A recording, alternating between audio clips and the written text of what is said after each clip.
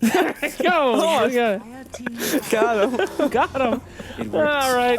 OD ban, Wisp ban. No puck Wow, ban. no puck ban. They're not scared, dude. They ain't scared. Empire first pick puck last game. Will they do it again? Team Spirit saying, I dare you to pick that puck again because we're ready. We got all of our counters. What's if you know you're gonna play puck mid lane? What's the best hero to counter him with? Do you think mid? Because obviously Iceberg's Invoker didn't really do the job this time. Yeah, I mean, and that could also potentially be because he did go cross Wex. I mean, I wouldn't have mind, like, it could have gone for Exhort. You have more damage, and you could push with the Forge Spirits with the Drower as well, so that was another option that they could have gone for. I didn't feel like the cross Wex was the reason why they lost, but, you know, it's just a different approach. Yeah. But there are a couple of heroes. I think Death Prophet is quite good against Puck. You can pick heroes like TA because, you know, Puck doesn't really have anything to break the refraction with. I just think a lot of heroes, like Puck is not really that hero that kind of pressures you so much. No. He farms and he does his thing, but so when playing against the Puck, you don't necessarily always just have to win the lane. It's just that other heroes can just outscale him as the game goes. Okay, so you pick a hero that would also do well with the farm, but cannot be shut down by Puck. Yeah, pretty much. I mean, and if you want to win the lane, then you pick Viper. There you go. Done. He's a counter to any mid, right? Let's not have that happen. Yeah. Come on. I love Viper games. No, you don't. We It's hope that won't relaxing. happen. It's fun to watch. Yeah, Look it's at him hilarious to watch. It's so much fun. Also, just perhaps chill if out. you want to really win the mid lane, then you could pick Pitlord against the Puck. And that is a superb hero that can beat any other Who hero let in the Malkin mid lane. here? I thought we decided that Malk was an ass. Whoa, hey. All right, let's talk about Faceless Void first pick. Team Empire going with the very strange first picks. But they're gonna. Wow. Chen makes it through. Chen's had a very good run as well. So many things to talk about. And the Puck, you fools! You had your chance. You deserve to lose. Can't let that man on the Puck, dude. He'll ruin you. Yeah, I mean, we saw last Against game, the right? Invoker again. Yeah, that worked out well, so well last time. Maybe the Chen is the counter to Puck? Well, I'm thinking this game, I think that they're gonna go for Exhort. I think that Iceberg is more comfortable playing the Exhort Invoker. And also they can push really well with the Chen, with the Forge Spirits. I wouldn't be surprised at least if they do. But yeah, we'll see. We'll see here. Why do they keep banning out the Clinks? Team Spirit. I mean, they probably watched that game where Empire played against Virtus Pro, and then they had the Faceless Void as well. And also Bone Fletcher quite good against Chen. He's not bad against Invoker either because he just has a lot of damage so early on. It's hard for Invoker to take him Yeah, down. he can eat the creeps. Yeah. Almost forgot about that. I respect your Dota 1 terminology. Can you teach me some more? Bone Which one? Fletcher? Oh. That's cool. Wow. I don't even think Double-headed about dragon? That's cool. THD? Twin-headed Yeah, dragon. Twin-headed SP? SP, who's that? Shadow Priest? Shadow Priest. Dazzle. Yeah. Dazzle. Yeah, Dazzle. What did you used to call... Obsidian Destroyer? Chen was a knight. Yeah? Huh? Chen, which knight was Chen? Oh, There was a wow. knight. He was a knight, right? Holy Knight? Holy knight. It's Yeah. maybe. Wow. This is fun. Okay, Oracle coming out. Sorry.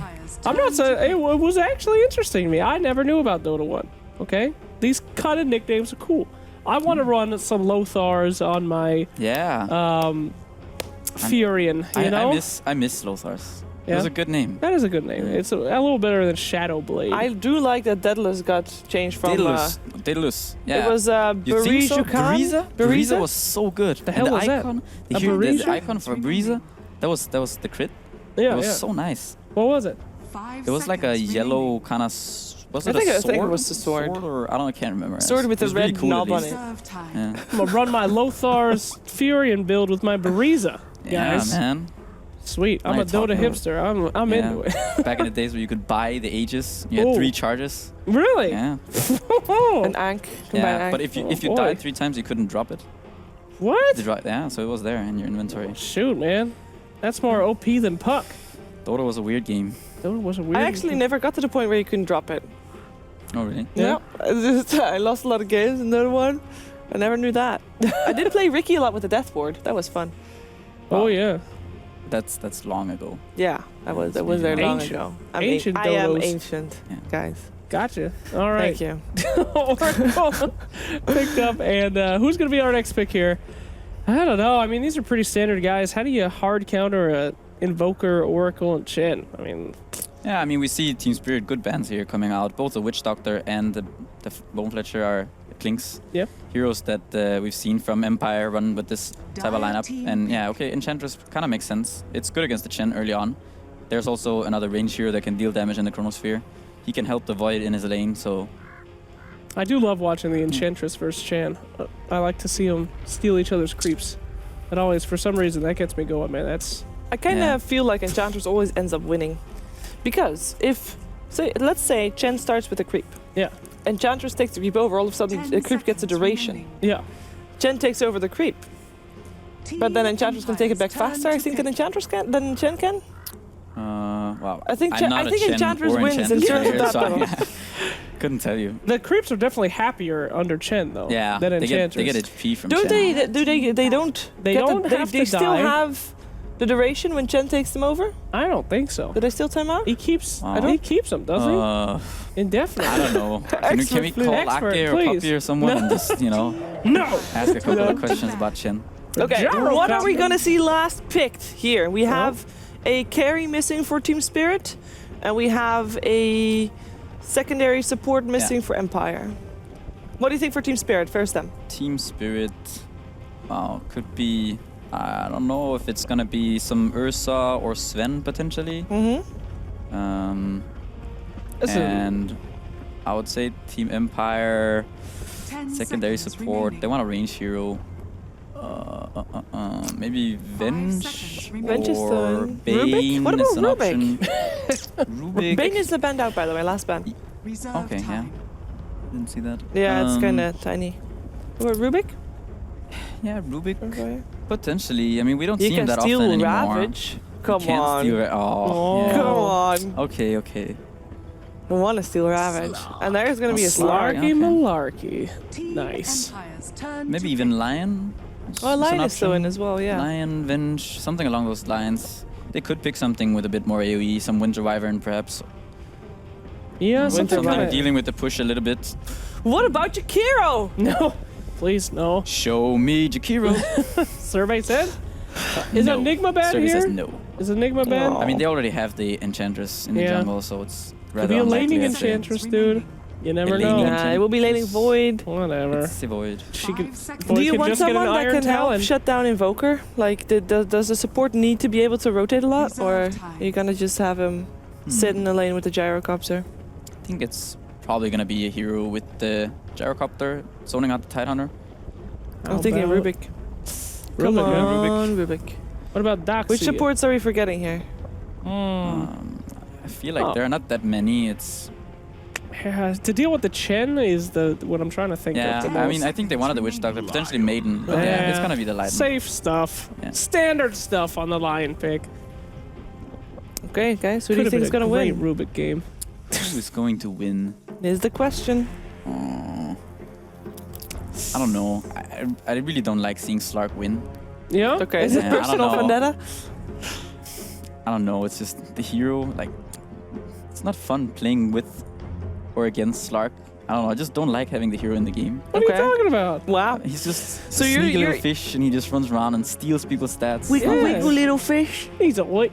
Slark reminds me of OD Pixel. I like him. He's a little guy trying to make his way in the world, you know?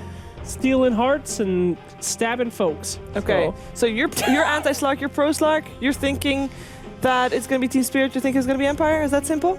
No, God, no. I'm on Empire. That puck, you can't bet against it. Can you bet against it? I'm betting against the Slark.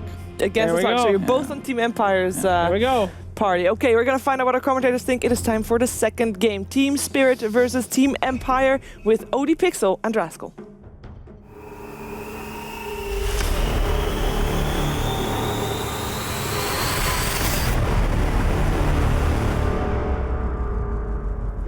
Hello, ladies and gentlemen, welcome back to DreamLeague's caster panel. I'm OD Pixel, I'm here with Draskell. We're ready to take you through Game 2 of the first series of the day. It is once more Empire versus Team Spirit. The action has begun, so let's shoot ourselves straight in.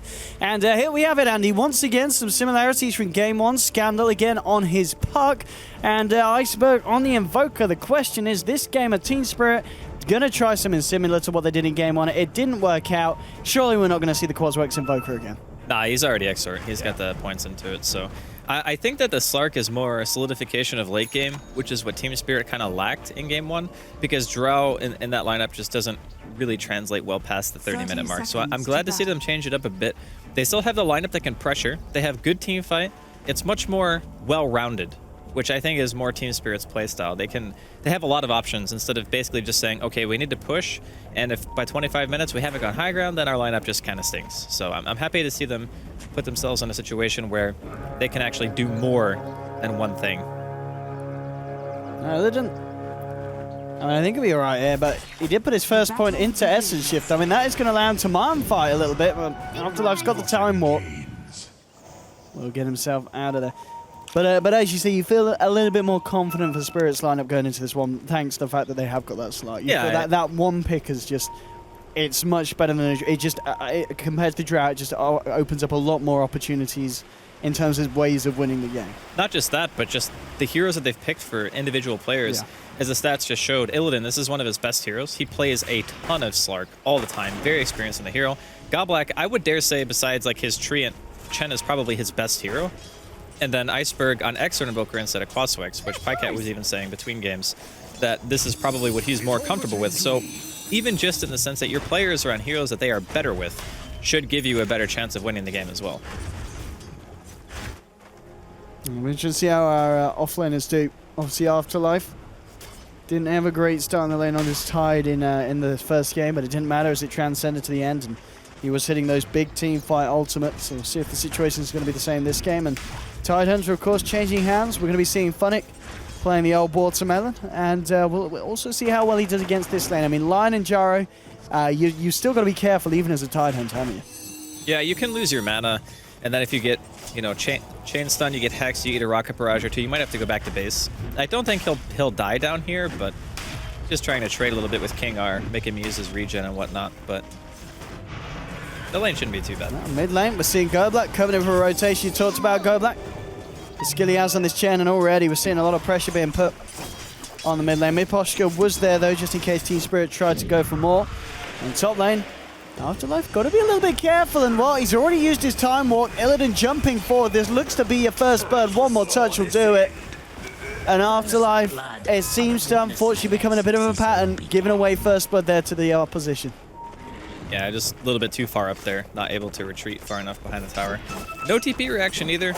No one at Empire was quite ready for that kind of aggression, so looks like he will be dropping, and I guess the Void in this game doesn't need a ton of items. It's always nice to be able to get a lot of farm on your off lane, but Afterlife really only needs to be there to throw out a Chronosphere. They have so much damage inside of his ultimate that even if he doesn't have a great early game, he can play like he did on Tide in game 1. Just make sure you hit your ulti, and then you're good to go.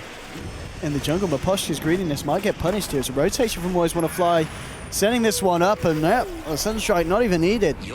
As Team Spirit able to punish that one at the same time. Bottom lane, Empire looking for Funnick, this time the control, and it's going to be enough. They'll take themselves down the kill. They're getting themselves on the board. 2-1 at the moment, but got to note that indeed Mr. Stalliona having a great time on this lane. 16-12, and did manage to get himself involved in that kill. He always seems to have more or less free farm in every lane.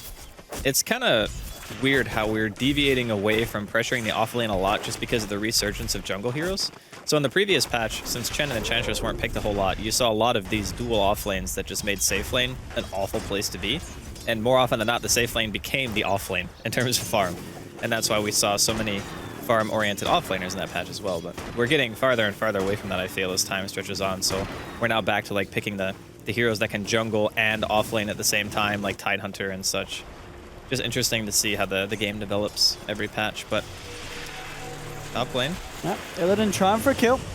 He's going to have to set up onto Miposhka, and has got that pounce, but the bash is coming through. Illidan's got to be careful now with time dilation. He does have to run. Afterlife moving forward with the time walk. If he can find this kill, the team are going to love him, but it looks like the movement speed isn't going to favor Afterlife there.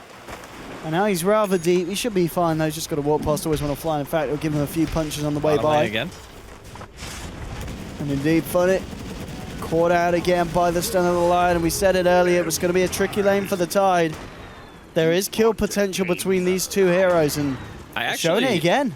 I didn't expect him to die twice. I thought maybe, you know, if he gets out of position, he can die once, but 2 times is kind of crazy. It's also because of his starting items. Like, he didn't go for the Talon build, he went for boots.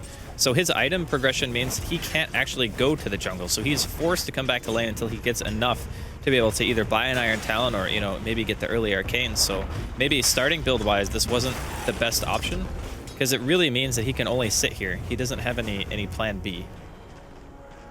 In top lane, looks like we might see a bit of action going off here as Sunstrike beautifully placed onto Miposhka. The double golem, man. That's OP. And more than enough stuns to hold him in position.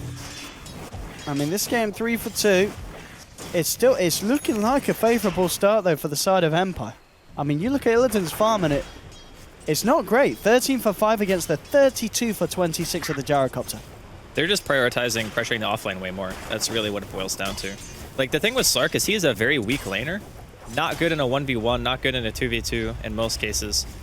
And that means that Goblik has to spend a majority of his time up here. He's not helping that much. He pretty much can't go bottom. Because even if he does, I mean, yeah, okay, maybe you kill King R, but big deal. It's not really going to matter too much. He has to be up here to make sure that Illidan starts to get some kind of income. But because of that, it takes a lot of pressure off the safe lane and the mid of Empire. Top lane.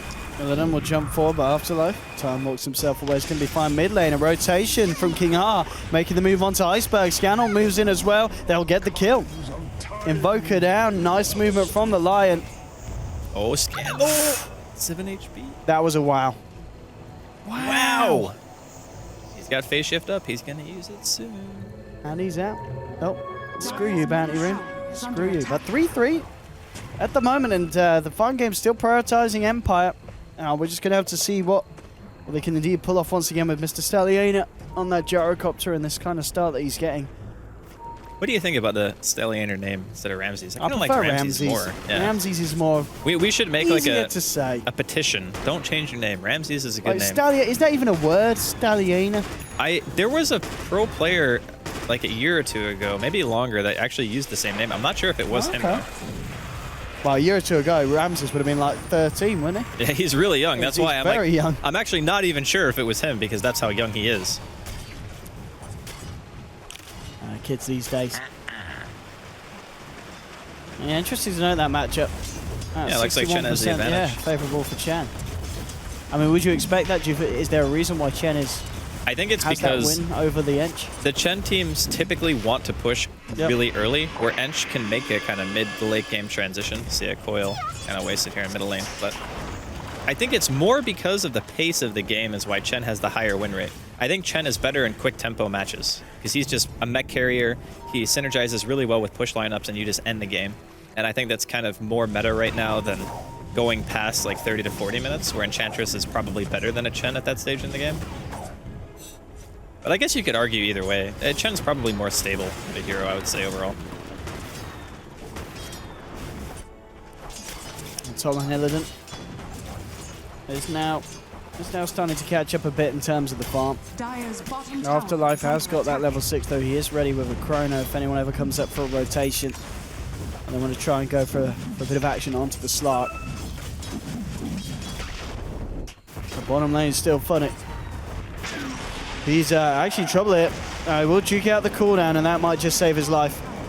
I mean, Ramses, I say that, but this damage, it's more than enough. And now with the Hexons always want to fly, they're going to be able to go for a second kill. And they're going to get it. Double kill for Gyro. Oh, he gets the last hit as well. Beautiful 10 seconds of play there for the Gyro. That is disastrous, actually. Suddenly, 4.8k net worth. Top lane Afterlife, he chronos up Illidan. Scannell comes forward with the silence as well and drops the Dream Core. But Illidan, he gets off the ult. Afterlife's got to run. Scannell, can he finish this one off? Yep. The actual Dream Core stun coming from Illidan as he steps too far away. And that was like half a second away from not like snapping that way. That would have been. My goodness. I mean, that last 30 seconds of play has just been like for Spirit. That was not so great. I'm not really sure what the game plan is going to be if you fall this far behind. Empire's 5-man is still very good. Yeah. They drafted something a little bit similar to what they did in game 1. Probably not to the same extreme. because they don't have Tidehunter. I see Ravage as a better teamfight utility really early on than Chronosphere because it does its own damage, and it's also a very wide AoE, and you can kind of group up around it. But Void functions very similar in that regard. Is under attack. Empire just seemed to be kind of rolling today. I really expected the series to go 1-1. I did not think that Empire would be in a position to go 2-0. Yeah, this is... They really woke up on a... sort of a different team today compared to yesterday. As Empire just... There were some absolutely horrendous games for them yesterday. Yeah. It's kind of crazy to see how a team can improve from a day-to-day basis and just what a better mentality can do for you in this position. And obviously Scandal's Puck. Yeah, I mean, there's a reason why they're getting it from as often as they can in mid lane. Well, Dream Coil and cooldown. There's no hope for the Invoker. And maybe, in fact, Always Wanna Fly is going to get taken down as well. It's going to be 1 kill for the Gyro. He's going to find himself a second again. I mean, this Gyro, 4-0-2, 75 CS as well at 10 minutes in. This game is getting real tough real fast. Yeah. This is... In general, I don't think that Oracle is really that good against Hench, because Oracle doesn't stop any of the impetus damage, even when you use the W skill. I forget the name. Fate's Edict. Yeah, when you use Fate's Edict on a hero, it doesn't stop her damage. You're not really good at dealing with the creeps either, and you can't really ever use Fate's Edict on Hench because she's standing so far away, and in order to disarm her, you have to put yourself in a very unfavorable position. So I feel like that matchup is really bad. And then you have this weak safe lane. Illidan's dead. Oh, he actually Chrono is, and cooldown. I mean, the rotation there from Ramses. They're actually playing so freaking well today. Yeah. I mean, if this is the kind of Empire that we're going to be seeing for the rest of DreamLeague, I could very easily see them making a comeback in the standings. It just, it's second game in a row that they're keeping on form. It's just, you got to think back to yesterday where it really was a bit of a mess. So we've got to see if they're able to keep this level of play up. But I mean, as of today, it's looking very hopeful. We're going to need to see some kind of action out of Team Spirit soon, or they're just going to start falling way too far behind. Like, this is going to be the third tier 1 in a row that is going to be sieged down. And every single time the Empire get a tier 1, they also get core kills. So, like, they killed Funnick, got a tier 1. Killed the Invoker, got a tier 1. Killed Illidan, going to get a tier 1, pretty much. This one will actually be denied, which is obviously good for Spirit, but the damage has been done. I mean, Empire, they're ready to fight him. Oh, Puck has Blink, yeah. They're very much ready to fight. And oh, Illidan, if he walks into this, which he will, I mean, he's trying to go on the Puck, but Puck will get himself out. Empire, maybe a little bit too scared about sticking around for this one. You've got King R hiding the tree line. Are they going to try and go back in? Yeah, with the TP from the Ench, they're ready to commit to a fight. As you said, Blink Dream Cold could be huge. Finger, oh! Illidan immediately bursted down there by Scandal and King R. Didn't even have time to use Shadow Dance. He just exploded. Oh, man. Yeah, but this is one of the weaknesses of Slark as a hero. Yeah, the stat gain isn't great. Early Blink initiation and AoE silence, too. That's the most important thing about him. You know, you see like these AAs and Earthshakers, Pucks that are commonly seen against He's just casually walking over, ready to initiate. They get the Dream Coil onto 2. Ravage will come through from Funnick. They're looking for the kill on Scan, and they will find the Puck, but now the cooldown. The slow connects onto Go Black and Iceberg. They'll pop the hand of Go, but Go Black still going to be the one to go down. It's an unstoppable kill streak here for the Gyrocopter. And I mean, look, Empire, they're ready to go for more Afterlife. He's got Chrono in 3 seconds. 2, 1. Does he do it? There's no Does he Ravage. do it? He's thinking about it. We'll drop it. I mean, they'll get the kill onto Illidan. And now, I mean, Ramses, he's ready to go for more. There's a Hex onto Funnick. It's going to be another kill for the Gyrocopter. Now they've got their eyes onto Iceberg. With the impetus flying through, it'll force him back. He's got the Ghost Walk. But this Gyro is so damn fat. 8.3k net worth. He's nearly double that of the Invoker. He's way over double that of Illidan Slark. This is... Yeah, quite a performance once again from Empire. This is just a beatdown, actually. Like, the first game, I felt like Empire were ahead for quite a long time, but this game is just, they're outplaying Team Spirit so badly. Like, these engagements, they have a Chronosphere, they can kill the Slark inside of it. The Shadow Dance hasn't been used like 2 or 3 times, I think, that he's died. He's not even been able to ult. He just gets 100 to 0'd in Disable or gets blown up in, 1 second. And Slark is just not built to deal with that. Oh, and this man is a dead man. Always want to fly. Caught out by the cooldown slow. He'll pop his magical spells. It's not going to keep him alive. Yeah. And Scandal, he might even look for God Bucket. Pops the orb up. He's got a Dream Coil. He's got DD as well. He could go for this one. Oh, Just he doesn't even jumps need the in. coil. I think he just kills him anyway. Yep. Alrighty then. I mean, we were talking about on the way here where we're going to have another quick day, and if the games are like this, Honestly, this is extremely impressive play from Empire. really clean. I feel like Team Spirit probably just aren't having a good day as well, so it makes it seem, you know, even more lopsided in their favor. But I'm just very impressed with what Mid lane Empire jumping have done. forward here. They'll drop the coil on to always want to fly. Silence as well. They're just getting the kills when they can. I mean, he will buy himself some time with a false promise. And that'll probably be enough to kill him alive. I don't think they got enough damage down. No, they didn't. So Oracle will be fine. They'll look to play it safe though, Empire. They'll just go for Roche. And I mean, even Void, he's just less than 1,500 away from having an Axe. And This when is you've got insane, that amount of frequency of these Chronospheres, it's going to be easy fights for Empire. I wonder if he actually opts to finish Vlad's before buying the full Aghanims. All right, well, this could be a good fight for Spirit. There's no They coil. could get a big Ravage. Yeah, they... But look at the positioning. Void's keeping himself out of this, and he's got a Chronosphere in and now Ramses. He's ready to front line. The Ravage comes through. They'll kill the Lion. Afterlife, he has been stunned. He's looking for a Chrono. Gets it onto 3, but Empire, they focus down the Slark first. Now, here comes Ramses back into the fight. Funnick's going to fall very shortly by the looks of it. It's already a double kill for the Gyro. They've cleaned up 4. It's an absolute mess for Spirit. It was a nice Ravage. They did find at least 1 kill, but again, the turnaround was always going to be there with a Chronosphere and the amount of damage that this Gyro is doing. Man, that was really, really good. Yeah, I said it at the start of this game, at the start of the day. I was home to see Afterlife step up his play, and it's a totally different Afterlife. We're in a different Afterlife. Yesterday's Afterlife was hell, and this Afterlife's heaven. Well, he went to the Afterlife yesterday. He did. He matched his name yesterday. He now sold his he's soul. the opposite. Yeah. And now it's a totally different performance. I mean, there are no outer tier towers left. We see the dynamic of how this game played out. This is what I expected in game 1, but in favor of Spirit. Oh, look at that. They did manage to steal a TP scroll. Nice. Well played, well played. Yeah, where you at now, Ramses? Yeah, that's right. We've got your TP. Nice, nice gold. Absolutely wrecked. Yep. I'm not sure what Team Spirit are gonna... Wow. This is literally the worst game they've ever had, apparently. Dang. Look at that network. This is the worst game that a lot of teams would have had with that kind of stat. That is quite something. So 15,000 net worth at 15 minutes basically means that your team is getting 200 GPM a hero. I mean... Think of how bad that sounds, right? 200 GPM. Yeah, look at that. You're bang on. It's very close to that. Your Lion has nearly got the same GPM as Illidan Slark. And this is Illidan Slark. This is a hero he's very familiar with. I mean, this just goes to show that whatever the team had planned, it's just not worked at all. And they're not being able to play around their picks at all this game. Their safe lane was just too greedy. I think that Slark is really good if you can have somebody make space for him. Oh, Gold Black and Iceberg caught out. The Chrono from Afterlife's perfect. They're catching the other 2 on the sidelines. 2 are dead. It's going to be Funnick to fall as well as he gets bashed out. Triple kill for Ramses. Jesus. There'll be a buyback from this Invoker, but he cancels his TP trade. GG is called. It's all too much for Team Spirit and Empire today, 2-0.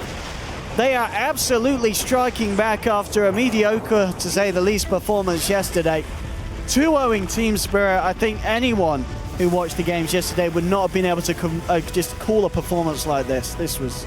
Honestly, I think we should just, you know, change the rating on the stream to rated R, because I'm pretty sure what Empire just did to them is illegal in a lot of places. Yeah, I've seen a few videos, and I can confirm. Oh man, that was actually just rough to watch. But as I was saying, it's a lot to do with the fact that the safe laner from Spirit was a bit greedy. They needed something else that didn't need as much attention, because you have this Slark safe lane, and then you have a Chen, and Chen's supposed to be able to control multiple lanes. He doesn't want to sit in one spot and just be like, okay, yeah, I'm gonna just camp my Slark, because if I don't camp Slark, Slark's not gonna farm, and then we have a rough game.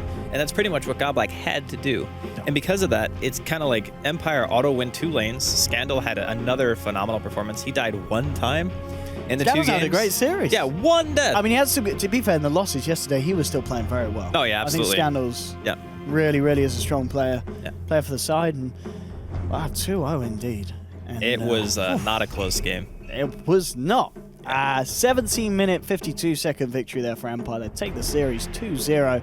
I mean, I think good for the side of Spirit. They get a call off now because they're not playing again today. Empire, they can chill. They've won that series. We're going to be having a couple of different teams on. I believe it's Adfinum and VP later, which is going to be coming up right around the corner. But 2-0 indeed. Empire really stepping it back up today. We'll catch you guys later for the second series. But for the time being, straight over to the panel for some post-game.